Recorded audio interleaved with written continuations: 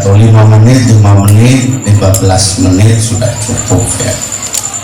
Hadirin yang dimuliakan oleh Allah, alhamdulillah ini setelah corona mulai agak reda ya, kegiatan kita mulai muncul lagi. Kalau dari kemarin kegiatan kita agak serba terbatas, dampak daripada COVID ini luar biasa Bapak ya, terutama perekonomian itu hancur, Giant tutup ya, kemudian di Sun City juga tutup, banyak karyawan yang di PHK, termasuk grup Albaren Gaono Singundang, sepi jog-jogane, bahkan sing ceramah pun Gaono Singundang Pak. Jadi pas corona itu waduh ini kau mau undangan piye gitu ya. Jadi wes ya mandek semua sektor ekonomi kegiatan menjadi mandek. Alhamdulillah sekarang corona udah agak reda, mudah-mudahan udah selesailah wabah ini, gak muncul lagi, sehingga uang duit gawe itu mulai bebas ya. Alhamdulillah mulai bebas, makanya grup Albaren alhamdulillah saiki coba-cobaan udah mulai lagi, termasuk sing duwe sound system juga alhamdulillah saiki mulai ono sing undang maneh, sing duwe teror alhamdulillah gitu kan ya. Alhamdulillah pun ini udah mulai jadwal yang kalau nggak salah ke-15 ini ya, setelah pandemi kemarin.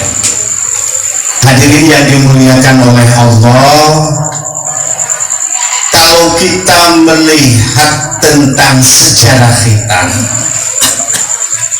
ternyata dari manusia pertama Nabi Adam, khitan itu sudah ada.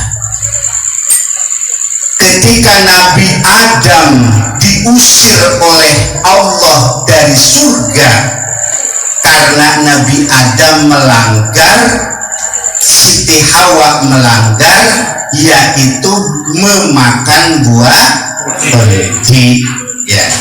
Kata Allah, wala taqrabu hadhihi sajarah, wahai Adam janganlah engkau mendekati buah khuldi.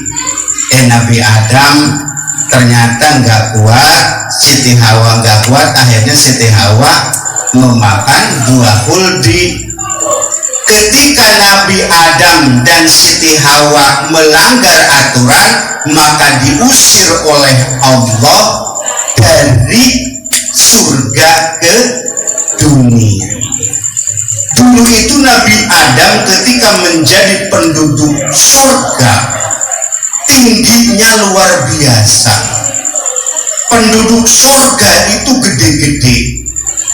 Tinggi Nabi Adam itu 28 meter. Lebar Nabi Adam itu hampir 5 meter. Tinggi Siti Hawa 25 meter. Lebar Siti Hawa itu lebih lebar ketimbang Nabi Adam, sekitar 6 meter. Awake dhewe saiki delok pakohake lemu Mas Joko sak mono lemune. Hukuman Nabi Adam gede. Ketika diusir oleh Allah dari surga ke dunia, itu masih tetap dalam keadaan besar waktu itu Nabi Adam. Diusir ke dunia, subhanallah, Nabi Adam kemudian dilempar ke gunung Himalaya. Jadi Nabi Adam itu oleh Allah dari surga dilempar ke gunung Himalaya. Puncak gunung Himalaya di sana Nabi Adam. Puncak gunung Himalaya namanya Mount Everest. Tinggal di sana Nabi Adam. Kemudian Siti Hawa dilempar, yaitu di Jeddah di Mekah. Ketika dilempar Nabi Adam di gunung Himalaya, di sana Nabi Adam selama 200 tahun kepada Allah memohon ampun. 200 tahun di Gunung Himalaya itu minta ampun kepada Allah. Dan Nabi Adam berkata, seandainya tobatku diterima oleh Allah, maka aku akan memotong organ tubuhku. Tapi gak nyebutkan apa-apanya. Akhirnya tobat Nabi Adam diterima oleh Allah, maka Allah menagih janji kepada Nabi Adam melalui malaikat Jibril datang.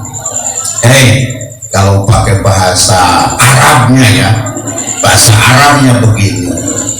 Adam, nah maneh poho. Ini bahasa Arab apa sampai? Bahasa Sunda ya?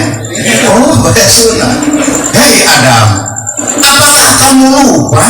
Kamu dulu telah berjanji kalau tobat kamu diterima oleh Allah, kamu akan memotong organ tubuh, sebagian organ tubuh. Kata Nabi Adam, terus aku motong apa ini? Arep motong tangan, emang gak iso megang. Arep motong kuping, ya ora pantes. Arep motong hidung juga gimana? Nah, kata malaikat Jibril, wis kadang bingung sampai motong kuping kok ketok karo wong, motong tangan ketok karo wong, sampai duwe trompet. Trompet itu cupe potongan. Kata Nabi Adam, iya aku duwe trompet ke situ. Wis tak potong ae. Nah, ini di dalam keterangan lain. Kemudian kalau saya melihat di dalam kitab Injil Barnabas itu kitab Injil yang asli ya, itu bahasanya bahasa Ibrani. Jadi Injil Barnabas itu mempergunakan bahasa Ibrani. Bahasa Ibrani itu begini, kalau di dalam bahasa Arab Daud, di dalam bahasa Ibrani jadi David. Di dalam bahasa Arab Sulaiman, dalam bahasa Ibrani jadi Solomon. Dalam bahasa Arab Musa, dalam bahasa Ibrani jadi Moses. Dalam bahasa Arab Isa, dalam bahasa Ibrani Yesus. Jadi bahasa Arab Isa, dalam bahasa Ibrani jadi Yesus. Dalam bahasa Arab Gofar, dalam bahasa Ibrani jadi Giver. Dalam bahasa Arab Mikail, dalam bahasa Ibrani jadi Michael. Jadi kalau ada orang namanya Muhammad Malik Abdul Gopar, dalam bahasa Ibrani jadi Mikifer. Jadi dalam bahasa Arab Mikail Abdul Gopar, dalam bahasa Ibrani jadi Mikifer. Nah, itu bahasa Ibrani. Di dalam kitab Injil itu dikatakan ternyata, kalau di dalam Injilnya begini, ketika Adam berada di sebuah bukit, turun perintah dari Tuhan, dan Adam disuruh memotong kemaluannya. Maka disitulah Nabi Adam memotong kemaluannya. Itu ternyata ada dua persepsi yang sama, baik di dalam keterangan hadis maupun di dalam Injil itu sama. Nah, hadirin yang dimuliakan oleh Allah, itu adalah sejarah tentang hitam dari manusia pertama Nabi Adam. Ternyata hitam itu sudah ada, dan Nabi Adam pun dipotong sendiri. Zaman Nabi Adam itu belum zaman besi. Jadi zaman Nabi Adam itu tidak dikatakan dipotong mau pakai apa, cuma jelas Nabi Adam manusia pertama belum ada besi, belum zaman besi, masih zaman batu. Bisa saja Nabi Adam dihitan dengan batu, diputul pakai batu sing runcing, rasanya apa ya, subhanallah, sungkring buka ngerti, subhanallah. Itu sejarah Nabi Adam. Nah, kemudian sejarah yang kedua Bapak, hitan itu ternyata disyariatkan pada Nabi Ibrahim. Di dalam kitab Muhtarul Hadis dikatakan, qala Nabi sallallahu alaihi wasallam ihtatana Ibrahimu Khalilur Rahman bisamanuna sana bil kudumi. Nah, kalau ini sudah jelas.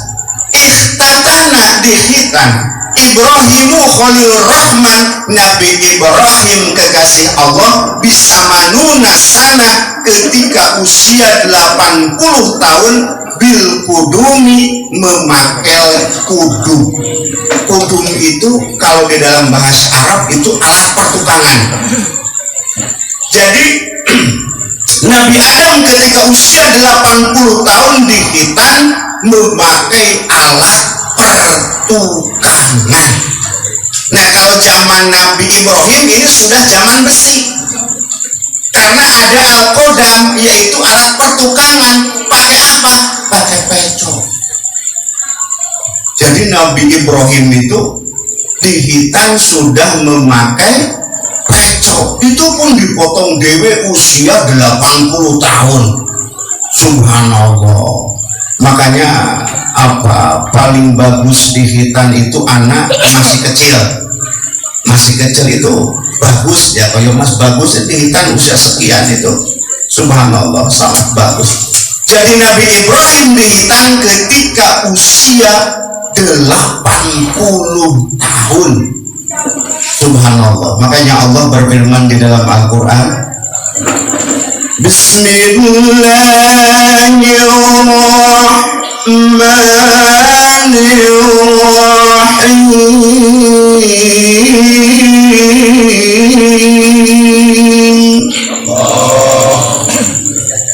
Thumma awhayna ilaika attabi' millata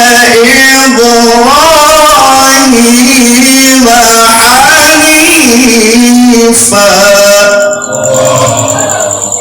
wa ma kana minal musyrikin.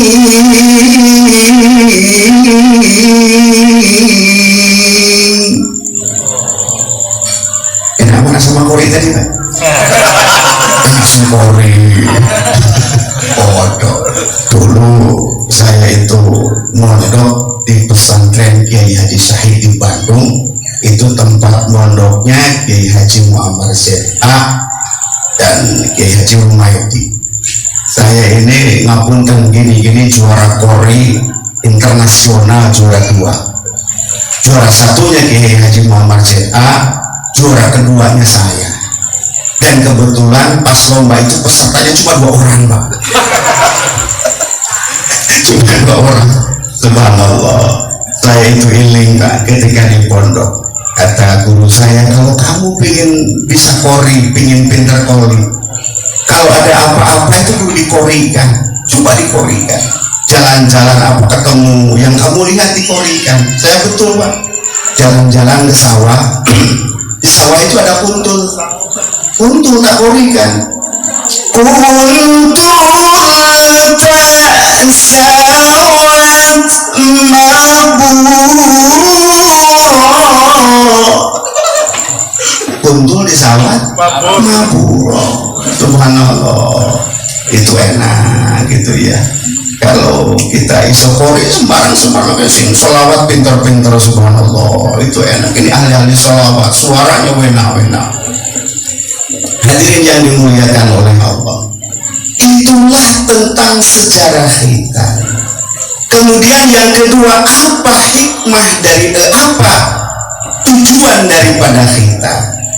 Tujuan daripada khitan itu adalah kita satu, melaksanakan syariat Islam. Makanya dawuhipun Kanjeng Nabi di dalam hadisnya, al-khitanu rijal wa hurmatul linnisa. Jadi hitam itu bagi seorang laki-laki itu sunnah. Al hitam sunnatun rijal. Bagi laki-laki itu hitam itu sunnah. Wa hurmatul linnisa, dan bagi perempuan hitam itu adalah merupakan suatu kehormatan. Jadi wong wedo itu ganti hitam rapopo ya, kehormatan. Tapi bagi orang laki itu sunnah.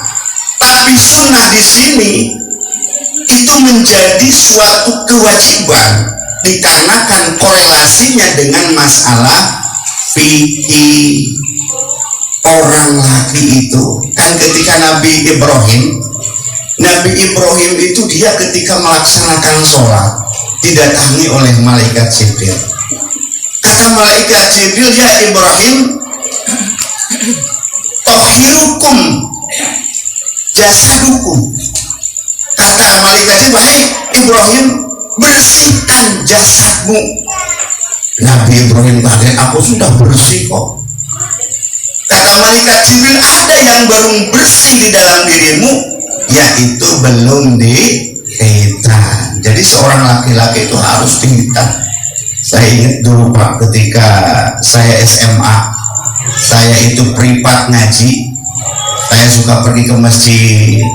Ternyata ada seorang dosen, dia itu mau masuk Islam.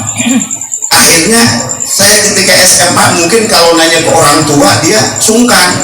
Saya dipanggil ke rumahnya.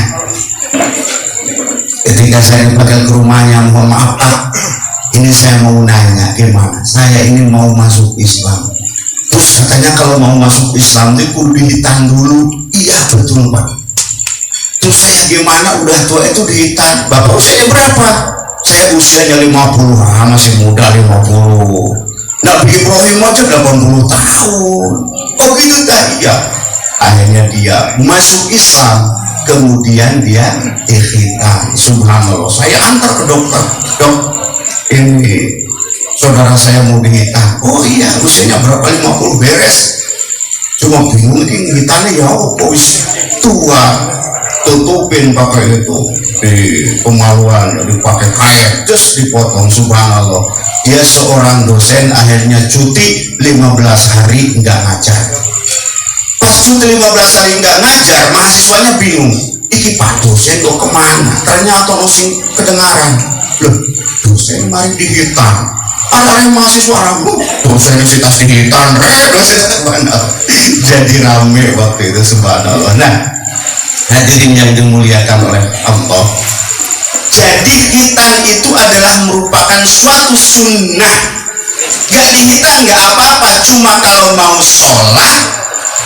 sholat itu kuncupnya harus dibersihkan terlebih dahulu. Nah itu ada tujuan hitan. Sementara hikmah daripada hitan itu adalah satu, seorang yang dihitan menurut ahli medis, Bapak, menurut ahli medis, anak yang dihitan itu maka pertumbuhan badannya itu akan baik.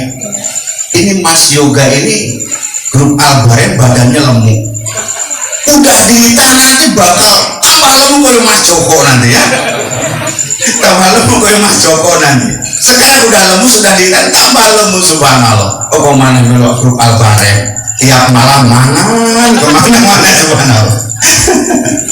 Nah, hadirin yang dimuliakan oleh Allah, jadi orang yang telah dihitan menurut ahli medis, maka perkembangan tubuhnya itu akan baik ya. Anak setelah dihitan, lihatin Pak, perkembangan tubuhnya itu sangat luar biasa.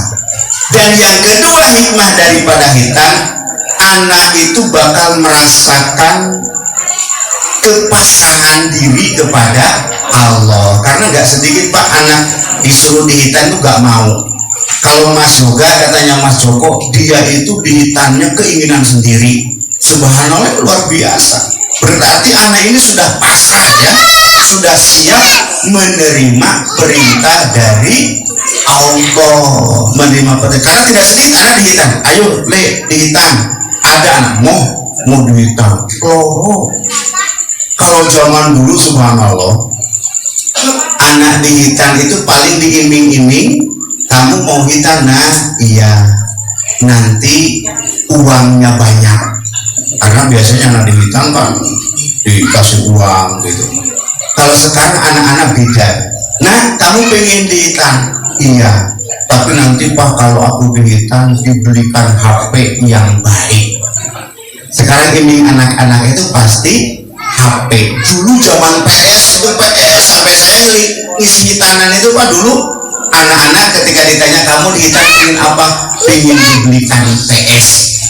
Sekarang udah gak usung PS, hukumnya HP.